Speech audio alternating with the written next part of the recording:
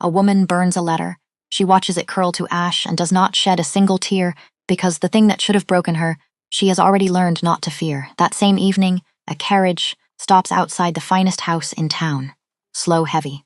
The sound of something that arrives without hurry because the world will wait for it. The doors open, and a crowded room forgets how to make noise. The man who steps inside has hair white as fresh snow, skin so pale it seems the sun has never touched it.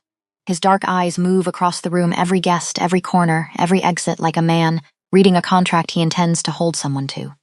Then his gaze stops. On her, on the woman the whole town has just finished deciding was beneath their notice. His hand, when it finds hers, is cold as stone drawn from the bottom of a winter well. She notices. She says nothing. The letter came on a Tuesday. Cora Ashby read it once. Then she read it again.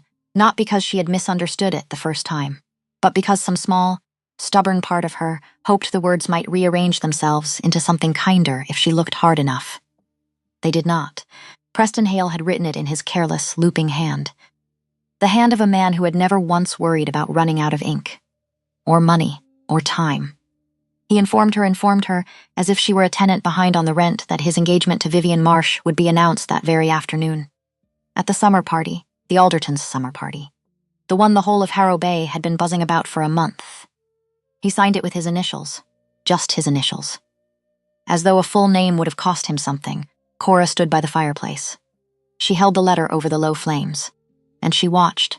The corners curled first, then blackened, then the fire took the rest of it, hungry and quick, and in 30 seconds the thing was gray ash and nothing at all. She did not cry. 2 years ago she would have. 2 years ago a wound like this would have folded her in half, would have left her on the floor of her mother's kitchen until her ribs ached and her eyes swelled shut. She knew this, because it had happened. Not over a betrayal this large, over smaller ones. A cut remark at a church supper. A door closed too firmly. Her name left off an invitation list she had once taken for granted.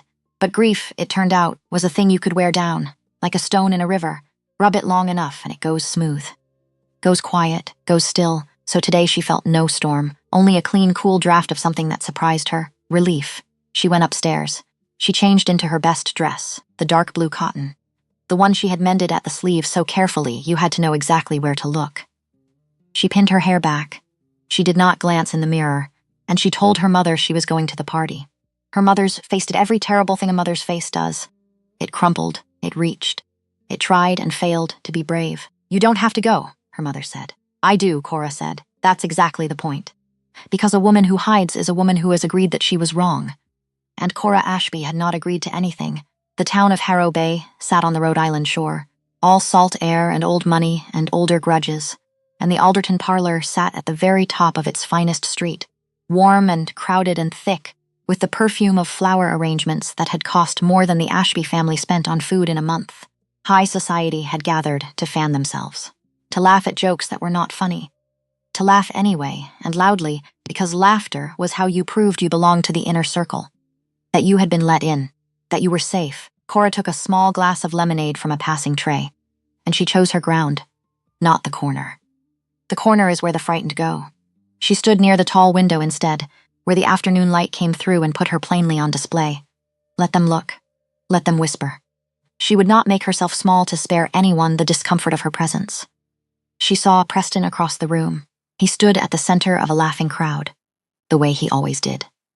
The sun of his own little solar system. His hand rested on the small of Vivian Marsh's back, on green silk. Expensive green silk, the color of new money and newer promises. Preston saw her too. And here is the thing about a man like Preston Hale. He could not simply let her be. Could not let a woman stand quietly at a window and rob him of his moment. So he crossed the room, bourbon in hand. "Smile wide and easy and cruel, Cora," he said. "Loud enough for the circle. Still with us. It's long summer, isn't it? Plenty of it left." He tilted his glass toward her. "A mock toast, don't lose hope. There's a husband out there somewhere. Even for a sensible girl," the circle chuckled. Low, obliging. Vivian pressed her lips together to hide a smile that was not hidden at all. Cora did not flinch. "Congratulations on your engagement, Preston," she said. Level. Even. Warm, almost. Warm enough to be a weapon. "I do hope she knows exactly what she's getting." Something flickered behind his eyes. "Gone fast." He recovered. "A sensible girl," he repeated, to the crowd, chuckling, as if she were a good pair of winter boots. Reliable, unremarkable. A thing you kept in the back of the closet and forgot about until the snow came. From her left, a voice. Old, dry, sharpened on decades of other people's misfortune. Mrs. Doran, well, the old woman said, pitched to Carrie. One hardly wonders the girl's still unmarried. The whole town knows the Ashby land is mortgaged to the roots. What man takes on debt for a dowry? The circle went still. Waiting, Cora turned, slowly. She met the old woman's eyes directly. The gossip about my father's finances, Cora said, is greatly exaggerated. A pause. A small, terrible smile. But please, do go on, Mrs. Doran. You seem to enjoy it so, and it would be a shame to deny you the one pleasure you have left. A breath sucked in somewhere. Someone coughed to cover a laugh. Preston laughed too. A quick, nervous thing. Meant to break the tension. But his eyes went cold for one full second, before he turned back to Vivian and pretended the whole exchange had never happened. Cora stayed where she was, by the window, jaw set. She would not be the one who fled the room in shame.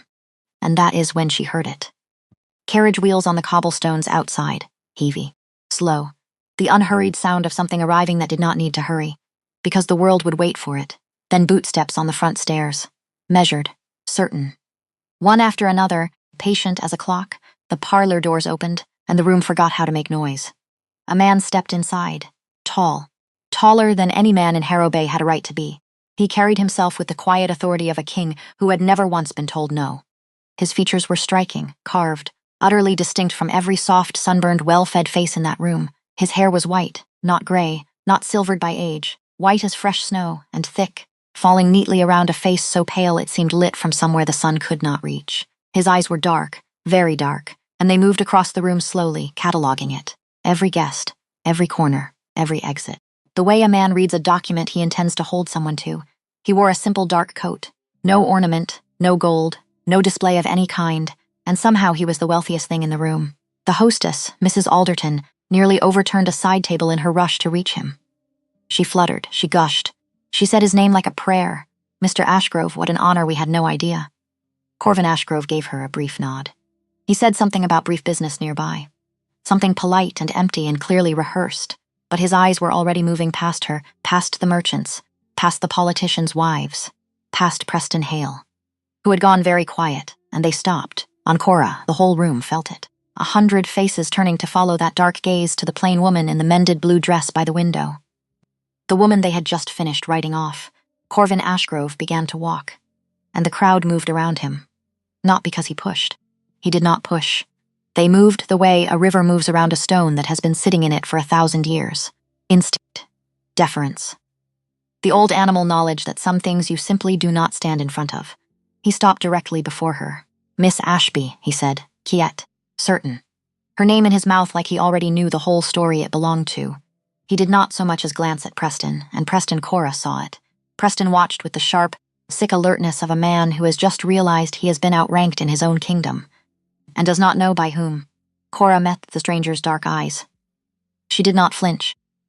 She would think later, simply out of the material that flinching required. Are you acquainted with the Aldertons? She asked. No, he said. I came because as I was told you would be here. The silence in the room became a living thing, a mysterious white-haired man, a man of obvious fortune, ignoring the entire wealthy elite of Harrow Bay, to speak. To a woman they had spent the last hour deciding was beneath their notice. Corvin offered his arm.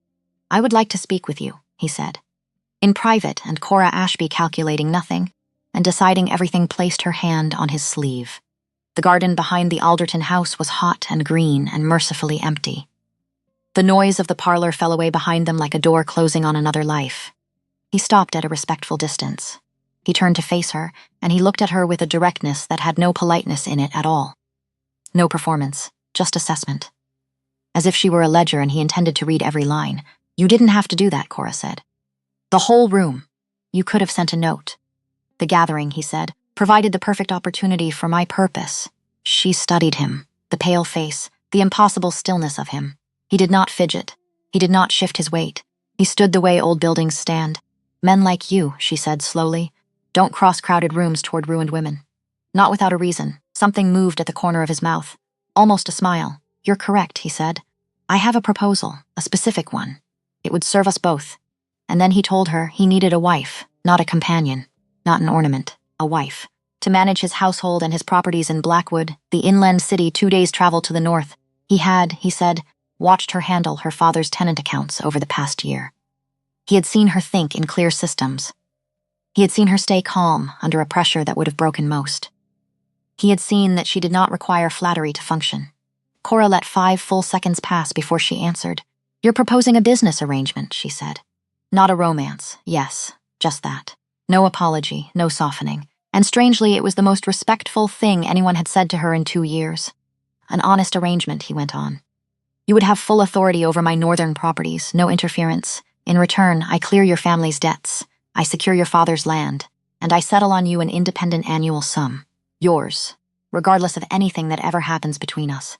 Regardless of me." Cora's heart did something complicated. She did not let it show. "Why me?" she asked.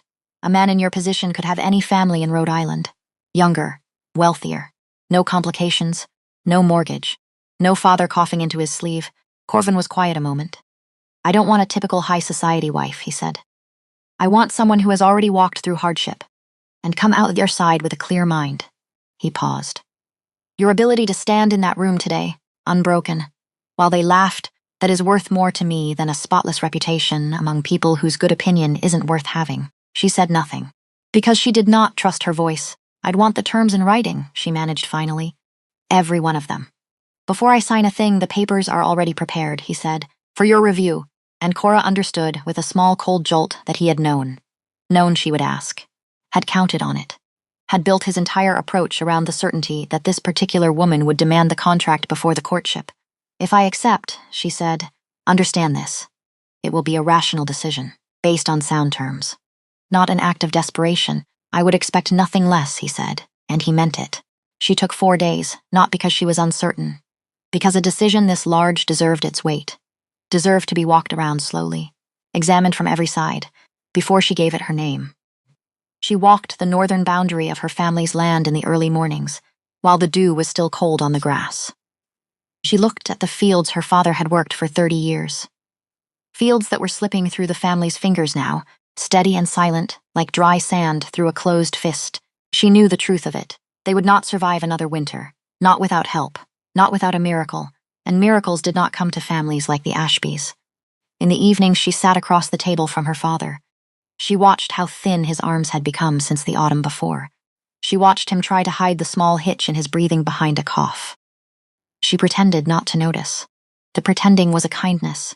It was also a private dread that sat on her chest at night like a stone. She weighed it all. A life built on ink and terms and a stranger's cold civility, against the slow, grinding ruin of staying exactly where she was. Of being, until the day she died, the sensible girl by the window. The one nobody married. The one they whispered about. Corvin Ashgrove had promised her no affection. None at all. But he had offered her something rarer, something she had not received from a single living soul in 2 years. Honesty. And respect. On the 4th morning, she sat at her father's old writing desk. She dipped the pen, and she wrote 4 short sentences to the white-haired man. She told him the terms were acceptable, provided he agreed to 3 additions. 1 concerning her father's medical care. 2 concerning protections for the tenant families who would otherwise be turned out. His reply came that same afternoon. 5 words. Name them. Tomorrow, then. They were married on a quiet Tuesday in late July. A small stone church just past the edge of town. The ceremony was short, attended only by her father, 2 witnesses drawn from the church, and a minister who kept his remarks brief and free of sentiment, as if he sensed that sentiment would be unwelcome here. Cora wore gray, not white. She would not perform a joy she did not yet feel. She would not lie in front of God about that. Of all things. Corvin wore a dark wool coat that made his pale skin and white hair stand out sharp in the dim light of the church. He spoke his vows clearly, without flourish, without a single wasted word. The way a man speaks when he means exactly, precisely what he is saying, and not 1 syllable more. Afterward, her father took both her hands in his trembling ones. "Are you truly all right with this, child?" he asked. His voice cracked on the last word. "It's so sudden. I never wanted." "He's honest with me, Papa," Cora said. "That's more than Preston Hale ever was. Honesty I can build on. The rest I'll manage." Her father looked at her a long moment. He had lived long enough to know that a reliable partnership outlasts a romantic promise 9 times out of 10. He nodded, slowly, and he let her go. But there was one more thing. Before they left, the night before the wedding, at the small inn where the party stayed, Cora had gone down the dim hallway for a glass of water, and she had passed the long mirror on the landing. The old spotted glass in the heavy frame. Corvin had been standing right beside her, close, speaking to her about the morning's arrangements. And in the mirror, there was only Cora, the hallway behind her, the lamp. Her own pale reflection in gray, and where he stood where she could plainly see him standing, close enough to touch nothing. The glass held no trace of him at all. Cora had gone very still. She did not scream. She did not run. She did not do a single one of the things a lesser woman in a story might do. She simply looked, first at the mirror, then at the man, then at the mirror again. And she filed the impossible fact away, quietly, in the same careful place where she kept mortgage figures and tenant grievances and the sound of her father's cough, because she had learned, over 2 hard years, that panic solves nothing. That a fact you do not understand is not the same as a threat. And that some questions are best carried a while before they are asked. His hand, when he had helped her from the carriage earlier that evening, had been cold. Cold as a stone pulled from the bottom of a winter well. She had noticed that too. She said nothing. She married him anyway. The journey to Blackwood took 2 days through the green summer countryside. Corvin spent the first afternoon reading commercial shipping contracts, working with a focus entirely unbothered by the rocking of the carriage. He never once looked queasy. He never once looked tired. He simply worked, page after page. Still as a portrait, mid-afternoon, without small talk, without preamble, he handed her a stack of correspondence. "You may want something to occupy the drive," he said. That was all. Cora took the letters. Business correspondence regarding his real estate holdings, and she began to read the way she always read. Sharp, suspicious, alert to the places where money leaks out of a careless sentence. By the 3rd page she found one. A clause on liability for property damage, vaguely worded, wide open. The kind of hole a dishonest tenant could drive a fortune straight through. She folded the corner of the page. She handed it back. "Here," she said, "this clause. It's too soft. Any tenant with a clever lawyer could burn your barn down and bill you for the ash." Corvin read the section carefully. He was silent a long moment. Then he took out his pen and corrected the error in the margin in a small, precise hand. They did not speak again for the better part of an hour. But, as Cora looked out the window at the fields, sliding past, gold and green in the late summer light, she noticed something. The heavy knot of worry that had lived in her chest for 2 years, the one that had become so familiar, she had stopped feeling it as separate from herself felt, for the first time, just slightly lighter. The Ash Grove estate rose out of the trees on the second evening like something from an older world, a massive 3-story house of dark brick. High iron gates, thick old elms crowded close around it, so close that the grounds stayed dim even in full daylight. The kind of shade that did not lift. It did not feel like a family home. It felt like an institution. A place with rules that had been decided long before anyone now living had been born. 14 servants moved through its halls, quiet, practiced.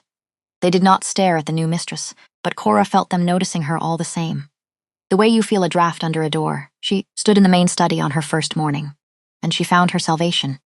A household ledger, it sat on the desk, enormous and disastrous. 3 years of receipts and figures crammed into it with no system a sane person could name. The previous housekeeper had invented her own accounting, a creative thing that failed to balance at the end of every single month and had apparently never once been questioned. Cora felt a familiar spark light in her chest, usefulness. She pulled up a chair. She rolled back the mended sleeve of her dress, and she began to sort the chaos into order, the way she had been born to. Behind her, in the doorway, the head housekeeper watched. A solid, square-shouldered woman named Mrs. Harding, arms crossed, face unreadable, studying the new mistress the way one studies weather that might turn. Cora did not turn around, Mrs. Harding, she said, tapping a line on the page. "This linen purchase. Last spring, we were charged 3 times the fair rate. Do you know why?" A pause. "The master," Mrs. Harding said carefully, "does not concern himself with the price of household goods. He leaves such matters to the merchants." Cora finally turned, and she smiled. "Small, certain. He'll concern himself with them now," she said. That first night in the great dark house, Cora lay awake and listened. She heard the wind in the old elms. She heard the settling of ancient timber, and just once she heard footsteps in the corridor beyond her door.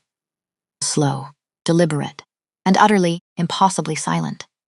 The way a sound is silent when the man making it does not quite belong to the world that carries sound. The footsteps stopped outside a particular door down the hall. The one at the end. The locked one.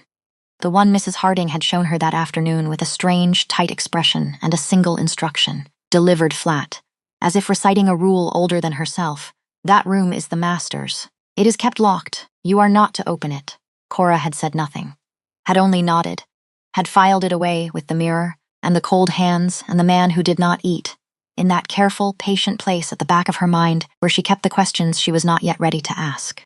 She lay in the dark of her new home, wife to a man she had known for less than 2 weeks, mistress of a house full of locked doors and silent servants and a ledger that would take her a month to tame.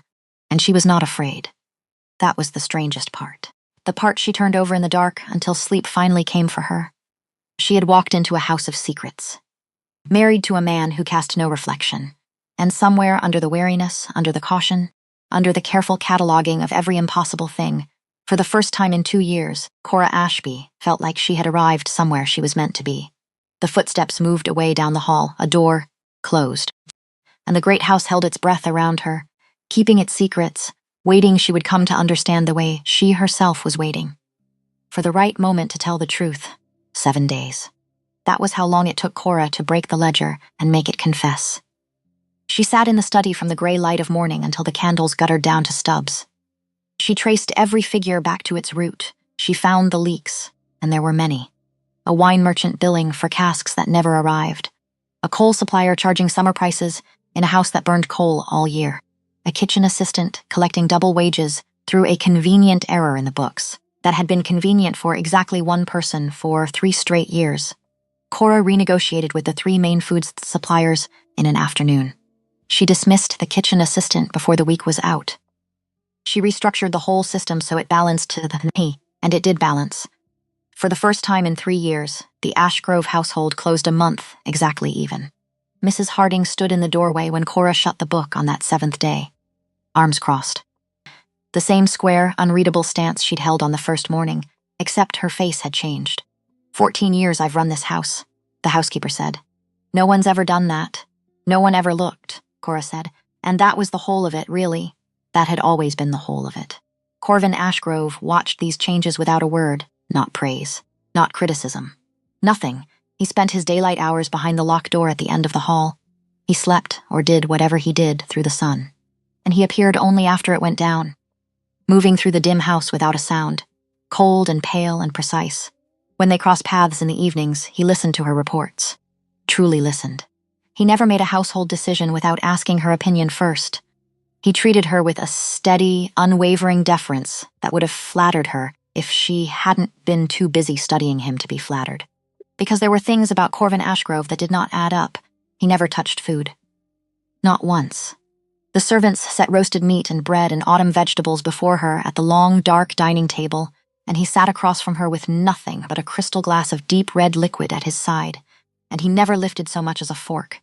His hands were always cold.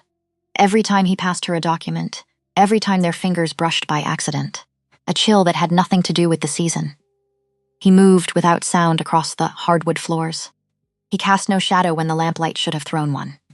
And once early on, she had watched a housemaid drop a tray in the hall, and she had watched Corvin cross 15 feet of floor to steady the girl before the tray finished falling. 15 feet. Faster than a fall. Cora said nothing. She was very good by now at saying nothing. But she was also a woman who could not leave a wrong figure sitting in a ledger, and a man who cast no shadow was a wrong figure. So every night she added another observation to the private column in her head. And every night the sum grew stranger, and she waited. Because she had learned that a question asked too early gets you a lie, and a question asked at the right moment gets you the truth. She was patient. She had time, 3 weeks into the marriage. Corvin placed a letter on the breakfast table beside her cup. I have to return to Harrow Bay, he said. A land dispute near the harbor. 4 days. Perhaps 5. Cora buttered her bread. And I'm to stay here and mind the ledgers. You're free to do whatever you judge best, he said. Come or stay. The choice is yours. She thought about the gossips of Harrow Bay. About Mrs. Doran and her dry, cruel mouth. About Preston Hale and the smug. Bored satisfaction he had shown her across a crowded parlor, calling her a sensible girl like she was a boot. She set down her knife. I'll come.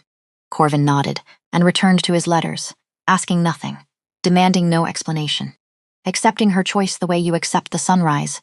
It was the small kindnesses, Cora was learning, that undid a person. Not the grand ones, the small ones.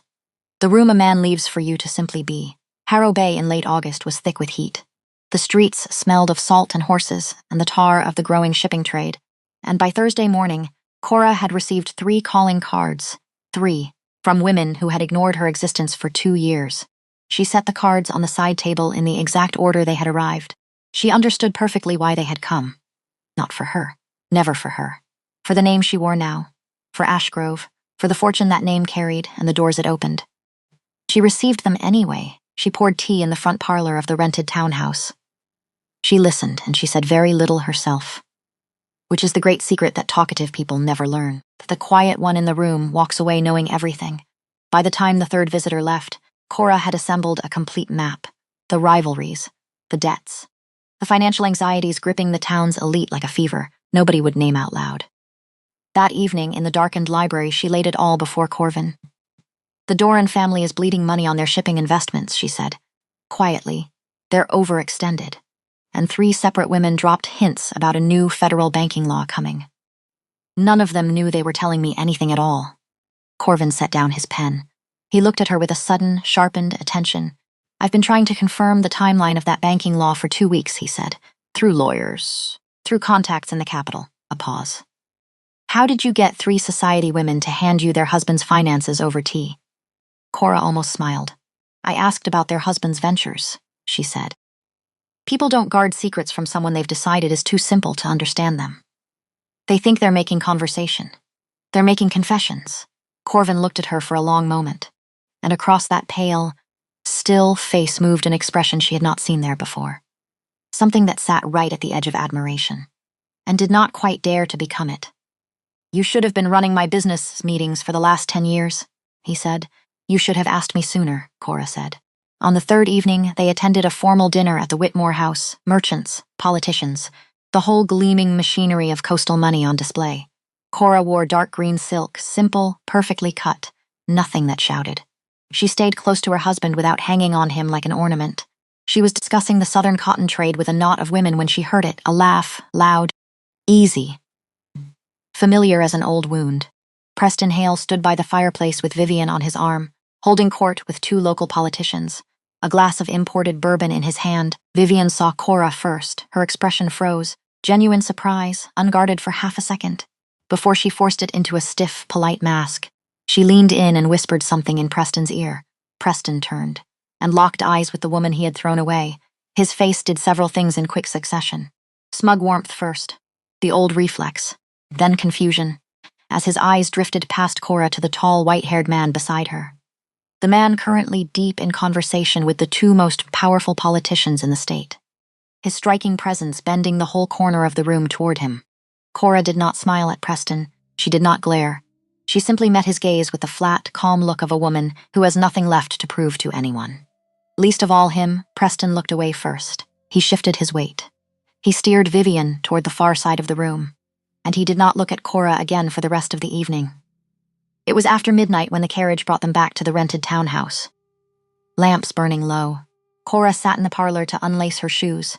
She had expected triumph. She had waited 2 years for a moment like this. Preston humbled, looking away, small. But triumph did not come. What came instead was a strange quiet pity.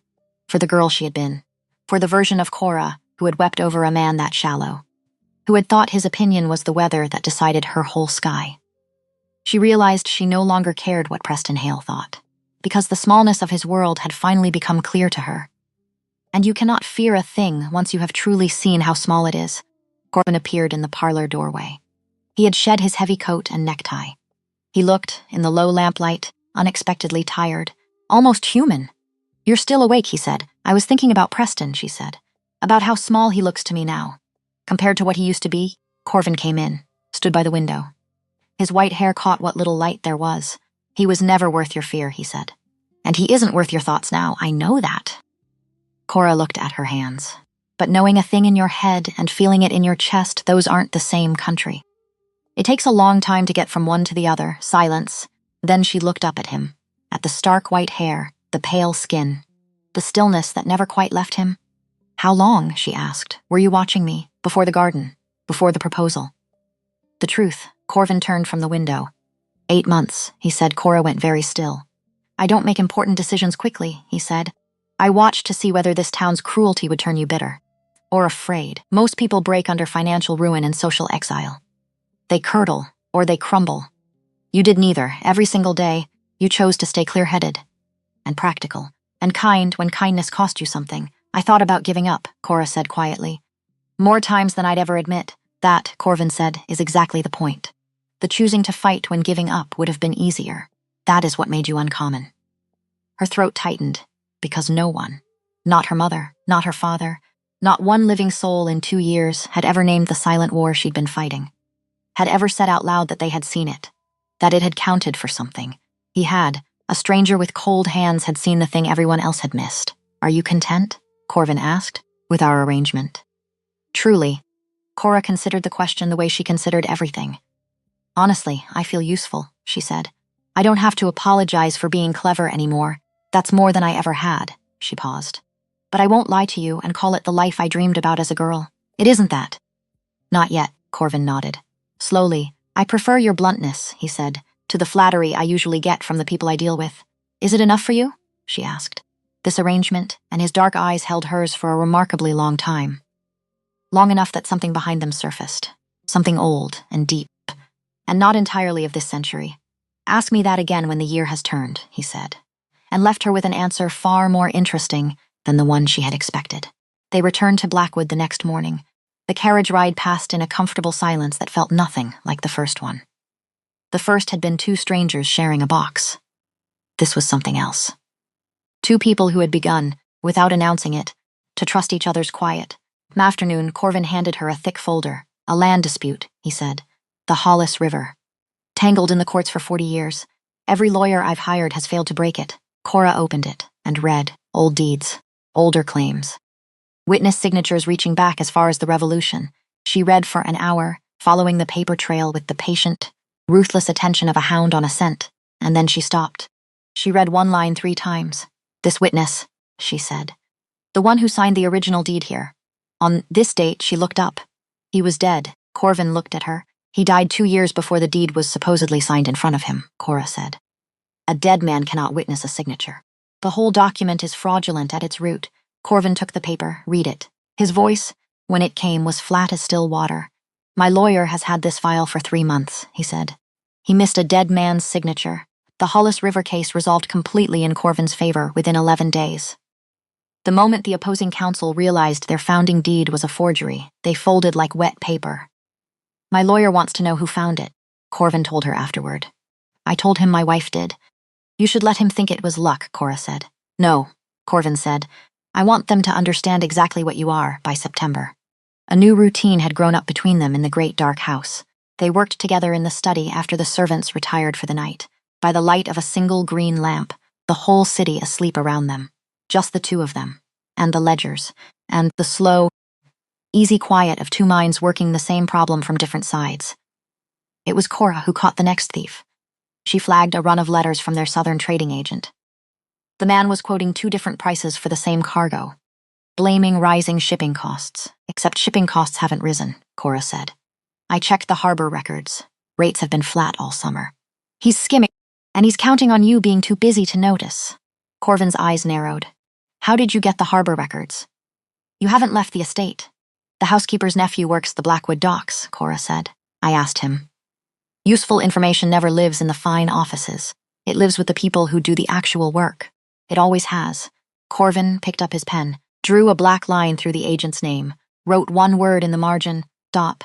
Then he set the pen down and looked at her. You deserve a formal salary, he said. This is well beyond the household arrangement we signed. I already have a generous allowance. We'll renegotiate the contract to reflect what you actually are. My business partner. In fact, if not in name, they signed the amended document that afternoon. Cora read every line twice, because trust and diligence were not enemies in her mind. They were partners. Later that week, Mrs. Harding set a cup of coffee on Cora's desk, and she said, with a knowing look that had no business on a housekeeper's face, the master watches you, you know. Whenever you're at the ledgers, he thinks no one sees. But I see. Cora turned a page. Kept her hand perfectly steady. Our relationship is strictly professional, Mrs. Harding. Of course it is, ma'am, Mrs. Harding said, and smiled, and left. But Cora's heart had given a strange, unexpected flutter, and she sat very still until it passed, and then she pretended it hadn't happened. Which is a thing people do right up until the moment they can't anymore. That moment came on a cold Thursday evening in October. Corvin had been away 4 days. Boston. Some matter he hadn't fully explained. Cora sat at the library desk with a shipping report in front of her, and she heard his silent step in the hall, and his low voice speaking to the footman, and she found she had read the same line 4 times without taking in a single word. Which was not like her, which was not like her at all. He appeared in the doorway, pale, weary from the road. He'd shed his formal coat, and without it he looked less like a king and more like a tired man who had traveled a long way to get home. "Are you well?" he asked. Cora looked up, and she made a decision she had been circling for weeks. "Something's shifted," she said, "in how I see this, us. The arrangement." Corvin went completely still, stiller than usual, which was very still indeed. "What kind of shift?" "I didn't account for it," Cora said, "in the contract. There was no clause for growing to feel something. For a person. I don't have the terms for it," she pressed on, "because stopping would have been worse, and I don't trust it. That's the truth. I was so wrong about Preston Hale, so completely wrong. I don't trust my own judgment about the heart. So I'm telling you, and I'm not asking you for anything. I'm just telling you, because you've earned my honesty." Corvin leaned forward.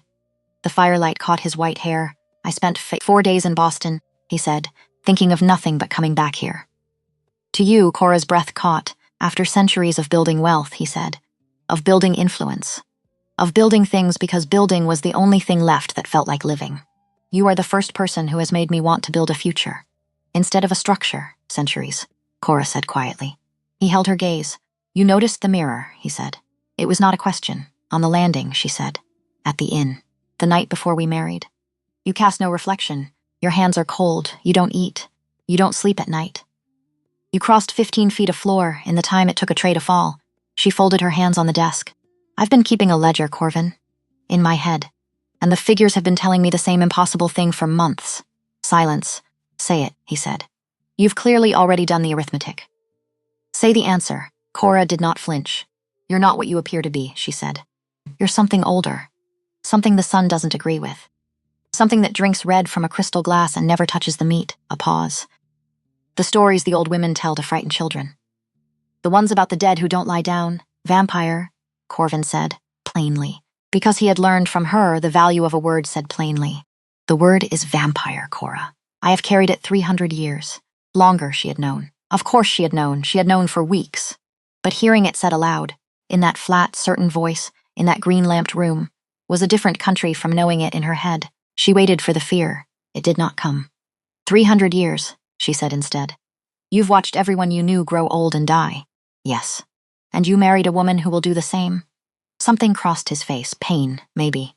Older than pain. "I married a woman who is alive," he said, "which is worth more than a woman who is merely enduring. I have had a great deal of enduring, Cora. I wanted, before the end of everything, one honest thing. She should have run.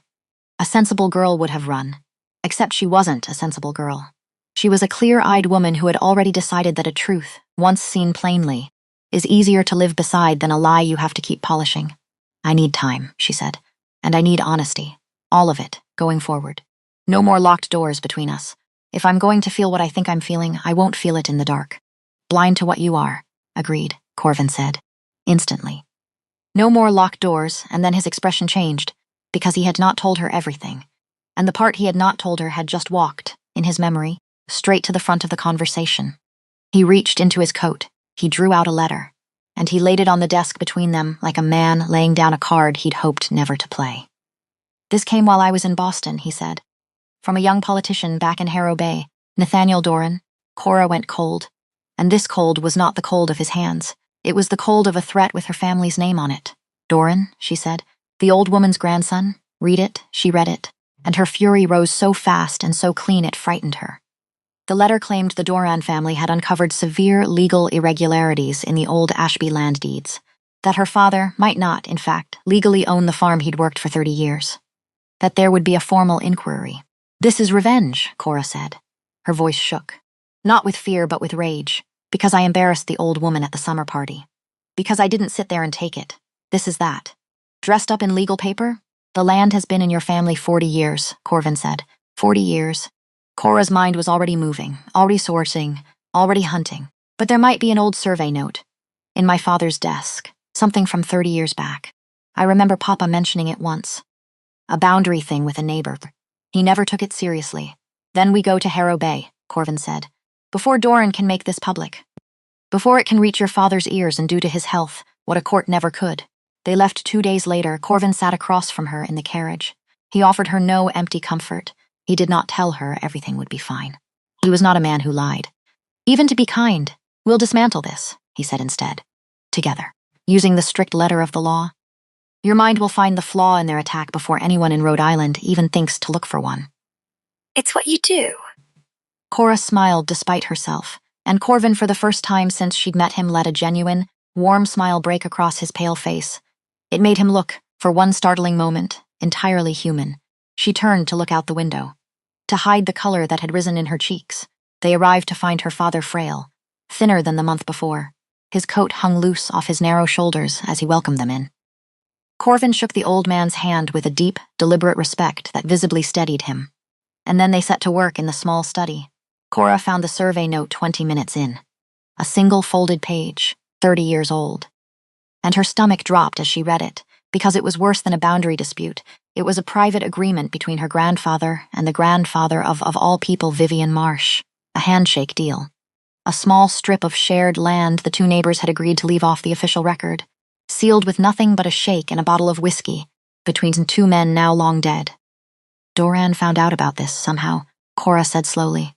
And he's going to use it, not to win in court. He can't win in court. An unrecorded handshake has no standing. None, Corvin agreed. I could tell you that much myself. He doesn't need to win, Cora said. He just needs a scandal. He needs enough public doubt to force a settlement, to make the Ashby name a question mark. To make my father's last years a courtroom, and then a colder thought arrived. Corvin. He filed this inquiry fast, too fast. He knew we were coming to Harrow Bay almost before we did. She looked up. Someone told him, someone close to us leaked our plans. Corvin's jaw tightened, and what he said next dropped the temperature of the whole room. My lawyer, he said. Silas Wren. He was seen last week, meeting with the Doran family's attorney. Your lawyer, Cora breathed. The man who's had your business schedule for years, your contracts, your travel. Everything, Corvin said grimly. Cora stood. She began to pace. Her mind was a machine now, humming, sorting, discarding. We don't tip Wren off, she said. Not yet. If he knows we know, he burns whatever evidence there is. We move first. We secure the land records at the Blackwood Registry before Doran can log his inquiry formally. Whoever files first on solid ground controls the story. Corvin watched her pace. And the look on his face was not worry, it was pride. 6 o'clock tomorrow morning, he said. I'll meet you downstairs. But it was that night, alone in her childhood room in her father's failing house, that Corvin told her the last of it. He came to the door. He did not come in. He stood in the frame the way he always stood in frames. Respectful of the line, there's more, he said. About Doran.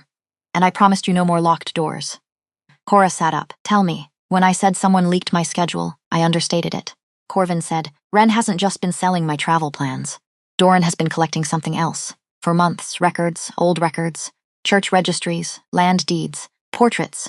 He paused. He's been building a file on men who have lived too long. Men who appear in a town's records for 40 years and never seem to age. Men like me. Across 3 states, Cora's blood went to ice. He suspects what you are, she said. He suspects there is something to suspect, Corvin said. He's not a fool. He's a desperate man drowning in debt from a failed shipping venture, and he's found what he thinks is the largest lever in Rhode Island. Blackmail. Not just against your father's land, against my very existence. His dark eyes held hers. If Nathaniel Doran ever proves what I am, Cora, he doesn't need a court. He doesn't need a scandal. He owns me, and everyone I've bound my name to, which now includes you. And your father. The room was very quiet. Cora should have been terrified. A sensible girl would have packed a bag.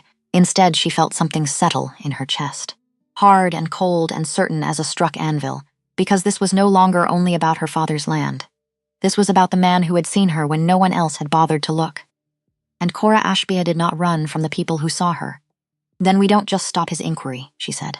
We take away every card he thinks he's holding. The land, the blackmail, the lawyer, all of it.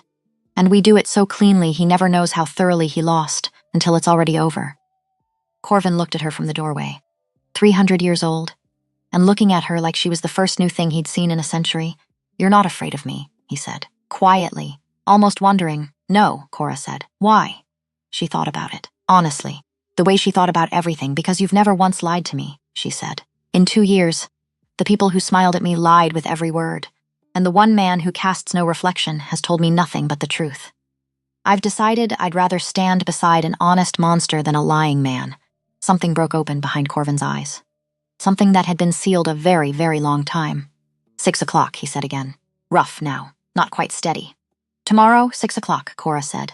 And in the dark of her father's failing house, with a vampire in the doorway, and a blackmailer sharpening his knives across town, Cora Ashby lay down and slept better than she had in 2 years. Because she was no longer facing the world alone. Because for the first time, someone was facing it beside her. They stood outside the Blackwood Registry building at 6:45. The autumn air bit at Cora's cheeks. She had not slept much. She had spent the night with the law books instead, tracing statutes by candlelight while the rest of the house lay dark. And now she waited on the cold stone steps beside her husband, documents pressed to her chest.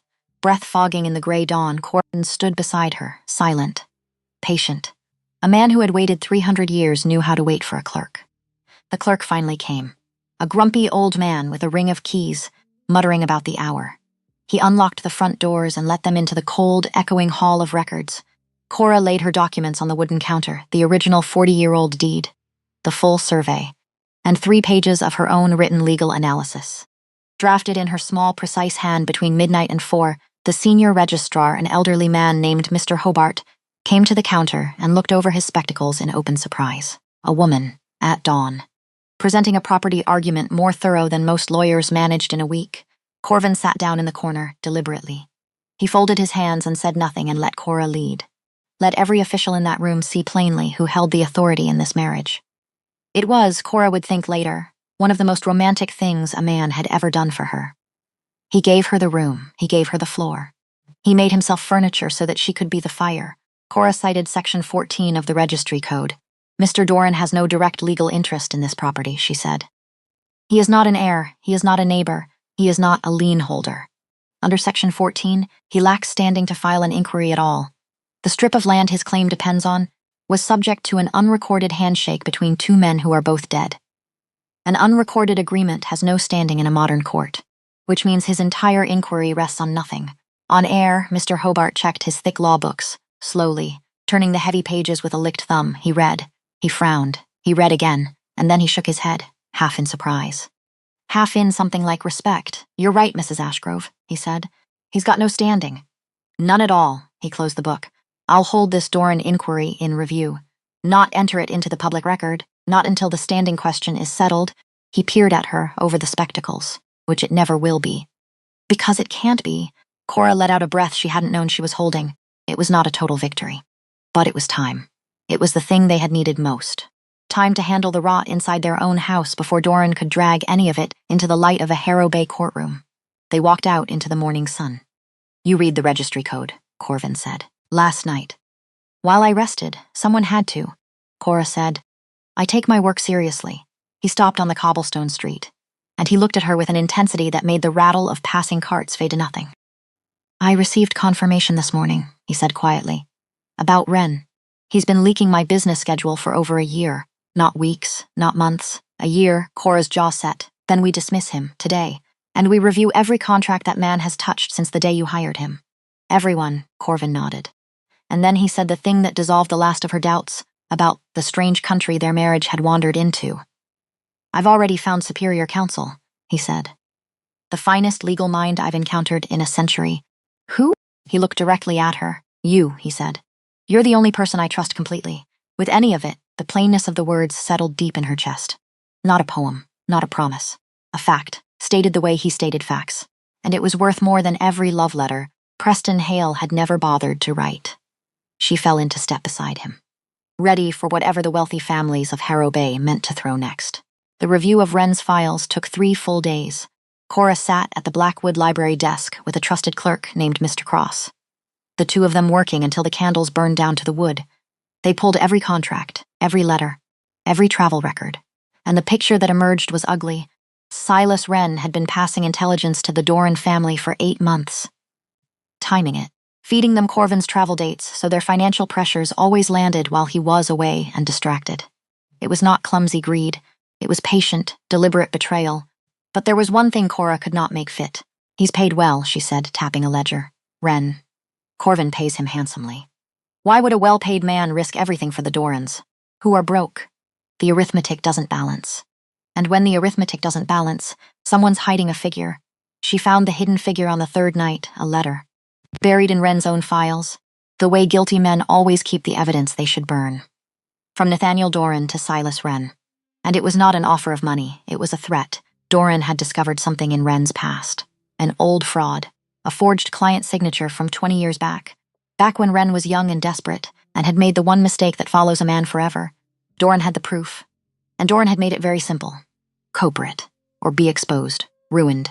Struck from the bar. Left with nothing. Cora set the letter down. And she felt something she had not expected to feel for the man who had betrayed her husband. Pity. Not forgiveness. Never that. But understanding. Because Nathaniel Doran did not simply buy people. He hunted their weakest moment, and then he owned them. And a man who owns other men's shame is a far more dangerous animal than a man who merely wants their money. He didn't recruit Wren, Cora told Corvin that night. He captured him. The same way he means to capture you. Doran doesn't deal in bribes. He deals in leverage, in secrets. It's his whole method, she looked up, which means the way to beat him isn't to outbid him. It's to take away every secret he holds, and to make sure he understands we hold worse ones about him. On the fourth morning, Mr. Hobart's official letter arrived. The Doran inquiry had been formally rejected. Total lack of legal standing. The land threat was dead. But Nathaniel Doran was not a man who lost gracefully. He could not win in the registry, so he took to the tea rooms. He spread rumors through the drawing rooms of Harrow Bay, whispering that the Ashby land was ruined, that Cora had married for money, that the mysterious Mr. Ashgrove was not what he claimed to be.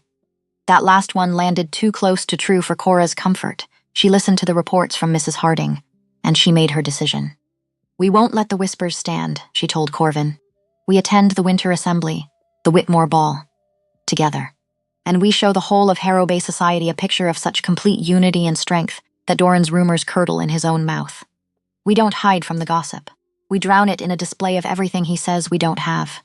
Corvin stood close to her in the quiet study. My whole nature is cold, he said. 3 centuries of it, and in all that time I found nothing I truly wished to keep. Nothing worth the trouble of holding on to. A pause. Until you, Cora reached up, and she touched his pale jaw. Cold under her fingers, as always, but she had stopped minding the cold. The cold was simply his, like his patience, like his honesty. Then we walk into that ballroom as partners, she said, in every sense of the word. Not the sensible girl and her mysterious husband. Us, but there was a thing Nathaniel Doran had done that neither of them yet knew. He had grown impatient. Losing the land inquiry had cost him money he didn't have. His creditors were circling his failed shipping ships like gulls over a dying fish. And a desperate man with a dangerous suspicion does one dangerous thing. He wrote a letter to a man in Boston, a man from a very old family, a family that had, for 200 years, made a quiet and profitable trade of one single thing, hunting the dead who would not lie down. His name was Aldrich Vale, and he was already on the road to Harrow Bay. The Whitmore ballroom blazed with the light of 300 candles and 300 guests, silk and jewels, and the bright, hard laughter of people who had never once gone hungry. Cora and Corvin arrived precisely on time. She wore a magnificent deep green silk gown that fell in clean, elegant lines, her mother's old pearl earrings catching the light as she moved. Not new pearls, her mother's. She had chosen them on purpose. A quiet flag planted for everyone the town had ever looked down on. The whole room went still as they entered. The guests took in the absolute confidence in Cora's posture, and the steady, protective way Corvin stayed at her side. Not hovering, not clutching, simply there. The way a mountain is there. Within the hour, Cora had drawn 3 prominent merchants into conversation about the northern shipping trade.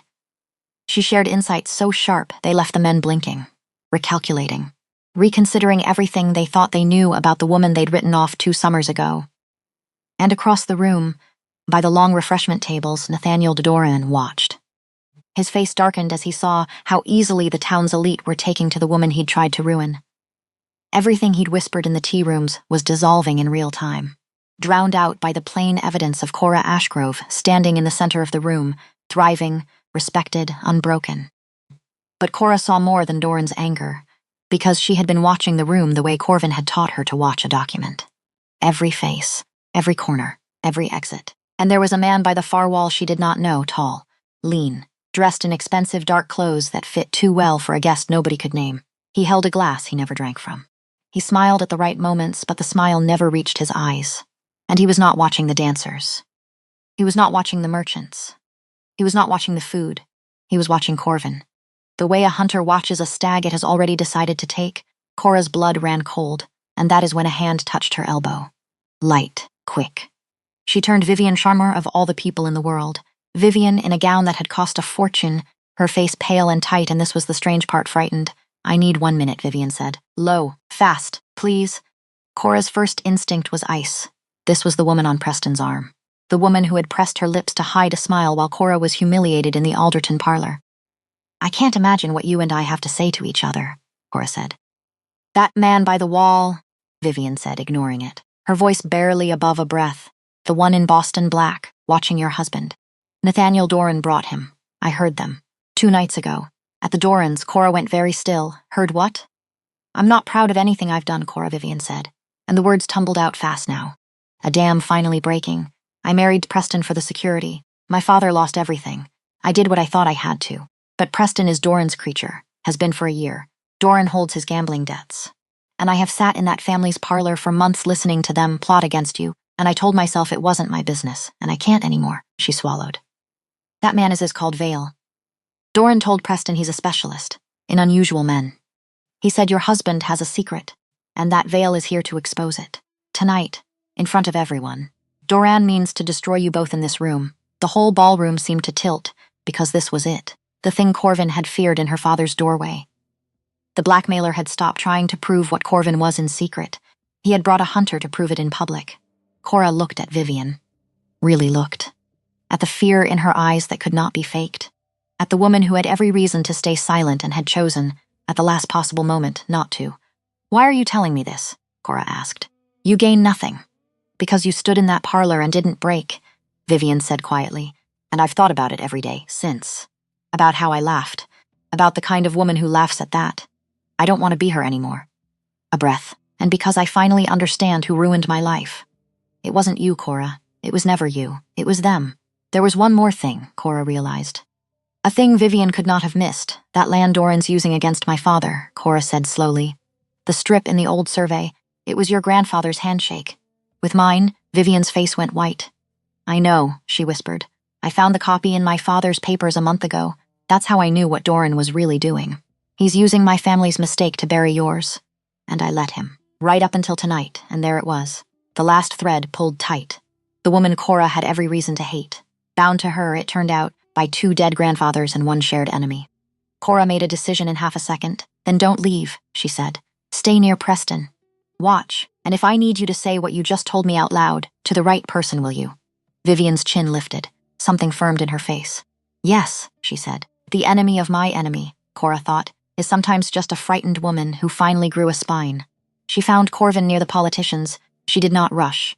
She did not let her face show a thing. She glided to his side and put her hand on his arm and leaned in as if murmuring some sweet nothing. And what she said was, "Doran brought a hunter. Vale, from Boston. He means to expose you tonight, in front of all 300 people. Vivian just warned me." Corvin did not flinch. 300 years teaches a man not to flinch. But she felt the arm under her hand go rigid as iron. "A Vale," he said. "Very low. I know that name. That family has hunted my kind since before this country existed. If he's here, Cora, he has silver, he has proof, he has a plan. I cannot fight him in a room full of witnesses without proving everything he wants to prove." "Then we don't fight him," Cora said. "Cora, listen to me." Her voice was calm, cold, the voice she used on a ledger that was hiding something. "You said the Vales have hunted for 200 years. 200 years of hunting means 200 years of records. Money changing hands, men disappearing, debts, deaths, bodies. You don't hunt for 2 centuries and keep your hands clean. Nobody does. Everybody has a ledger, Corvin. Even the hunters." Corvin looked at her. "You've been busy," he said slowly. "Since I told you what I was. When you told me there were men who hunt your kind, I did what I do," Cora said. "I wrote to Mr. Cross. I had him pull every public record he could find on families known for unusual disappearances. The Vale name came up, Boston, and Corvin." She almost smiled. The Vales are not careful men. They think no one dares look at them, which means no one ever has, which means the records are just sitting there. Waiting, something moved across his face. Not admiration this time. Something larger. Something that had waited 300 years to arrive. What did you find? He asked. Enough, Cora said. Aldrich Vale is wanted quietly in 2 states. A land seizure in Providence that put a family in the ground and their deed in his pocket. A man who vanished after lending him money. It's all there in the record for anyone who bothered to add it up. He hunts monsters because it's the one line of work where nobody asks what happened to the body. She squeezed his arm. He came here to expose a secret. He doesn't know he walked into a room with a woman who's already exposed his. Corvin was quiet a moment. You would do that, he said. Face a man who kills my kind for a living. Bluff him down. In front of 300 people. For me. Not a bluff, Cora said. And not for you, she met his eyes. For us. There's a difference now. I looked it up. And Corvin Ashgrove, 300 years old, who had watched empires rise and fall and had long ago stopped expecting anything new, under the sun looked at his wife like the sun had just come up for the very first time. Cora crossed the ballroom alone. Head high, green silk whispering. She walked directly toward the man in Boston black by the far wall, and she watched his flat, cold eyes track her the whole way. Mild curiosity in them. The curiosity of a hunter who has not yet realized that, tonight, he is not the only one holding a weapon. She stopped in front of Aldrich Vale. Mr. Vale, she said pleasantly. You're a long way from Boston. The smile stayed on his mouth. It left his eyes entirely. You have me at a disadvantage, madam. Cora Ashgrove, she said. You've been staring at my husband for the better part of an hour. I thought I'd introduce myself. Before you did whatever it is Nathaniel Doran paid you to do. The smile flickered. You're direct, Vale said. I don't have the time for anything else, Cora said. So let me be direct about this too. I know why you're here. I know what you think you know about my husband. And I know a great deal more about you. She let that sit. 1 heartbeat. 2. Providence. 9 years ago. The Harlan family. Their land, their unfortunate accident, and the very fortunate way the deed found its way to you afterward. Aldrich Vale went absolutely still. The same stillness she had learned from Corvin. The stillness of a predator that has just heard a twig snap behind it. I don't know what you think. And the man in Fall River. Cora went on. Gently. Relentlessly. The way water wears down stone. Who lent you money? Who was never seen again? There's a record, Mr. Vale. There's always a record. You people who hunt in the dark forget that the daylight keeps its books. She tilted her head. You came here tonight to stand up in front of 300 of the most powerful people in Rhode Island and announce that my husband is something unnatural. Something they should fear. Go ahead. Do it, she smiled. And the moment you finish, I will stand up and announce to those very same 300 people exactly what you are.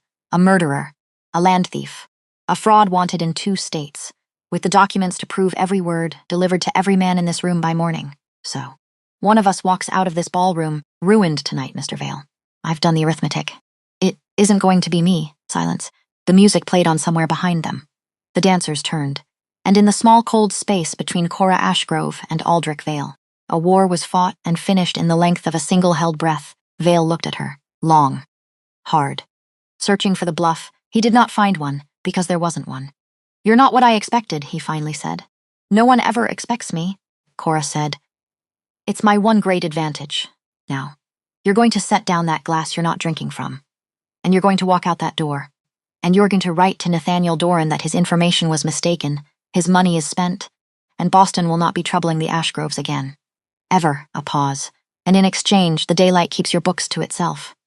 Do we understand each other? Aldrich Vale set down his glass. He inclined his head. A small, stiff, furious bow. The bow of a hunter who has been out-hunted and knows it, Mrs. Ashgrove, he said. And he walked out of the Whitmore Ball and out of Harrow Bay and out of their lives entirely. Cora let herself breathe. 1 breath. Just one. Then she smoothed her gown and turned back to the room, the picture of calm, and no one there but Corvin would ever know that the whole future had just balanced on the edge of a knife, and that she had been the one to tip it back, but the night was not finished, because Nathaniel Doran had seen it too. He had watched his hunter, his weapon, his masterstroke, the thing he'd gone into deeper debt to bring from Boston, bow to a woman in green silk and walk out the door, and he did not understand it. And a man who does not understand why he is losing does the most dangerous thing of all.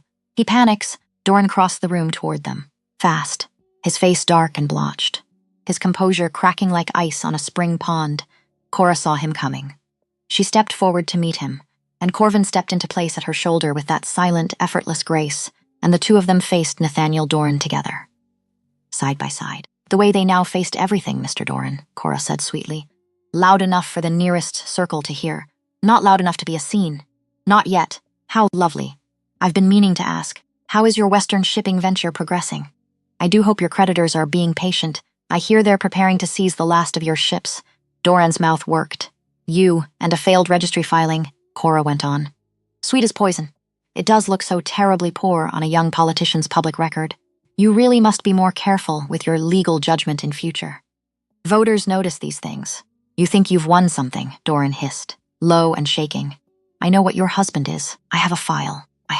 You have nothing, Corvin said.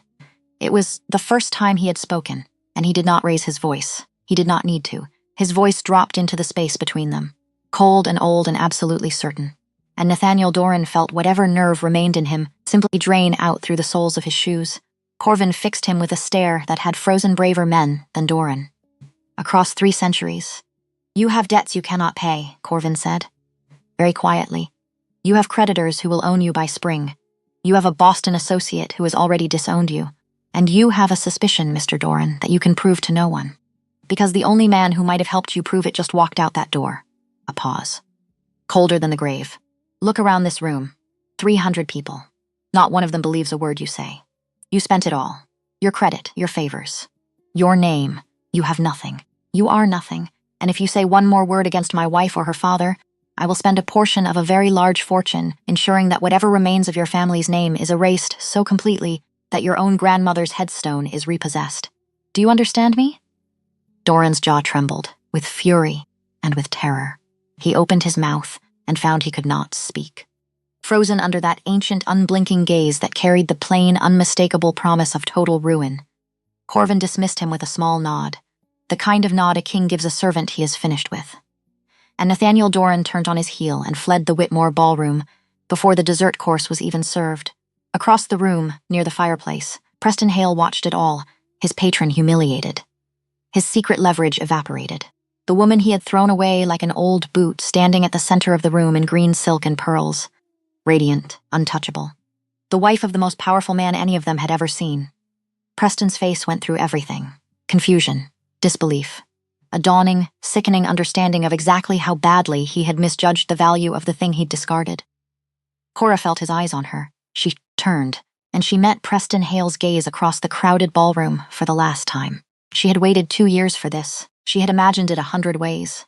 She had thought she would feel triumph, or vindication, or the sweet hot rush of the last laugh. She felt none of it, only that quiet pity again, for a small man in a small world who had traded away the one good thing that had ever come near him.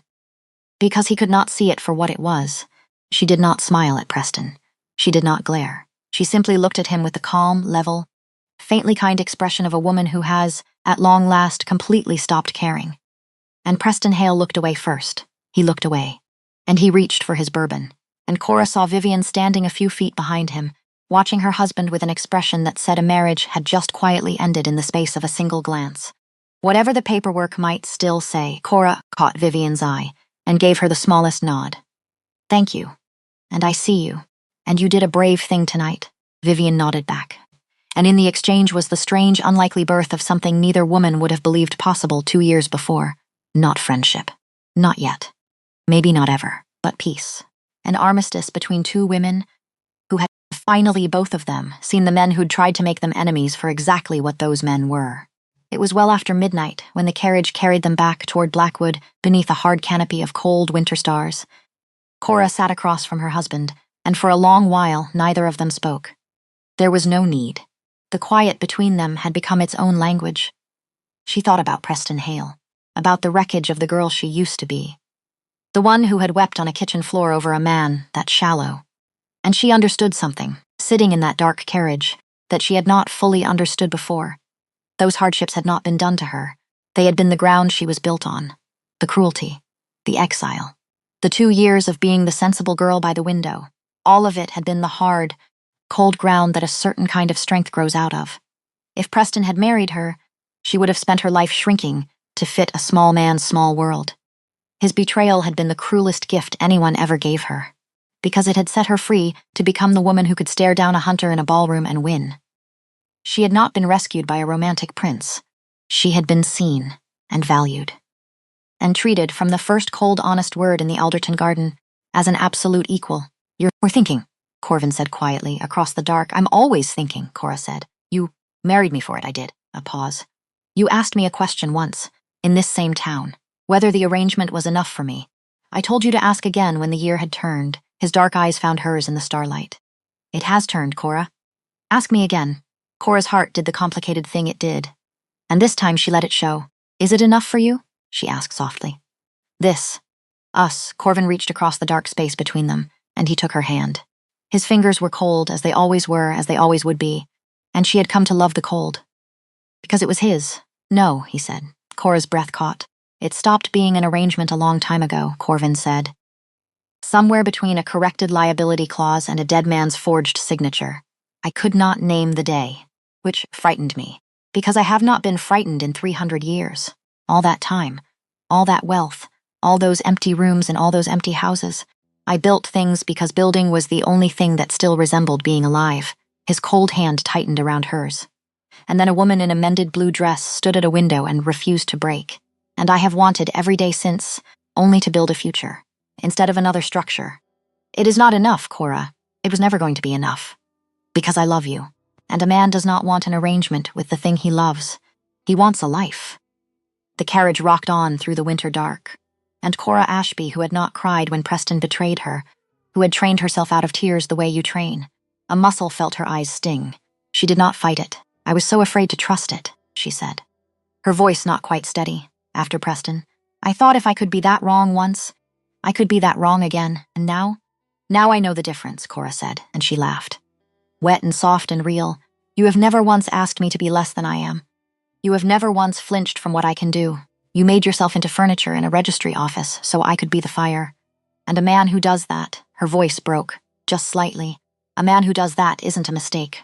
He's the one right answer I've ever been given. She reached up, and she touched his pale jaw in the dark, cold under her palm.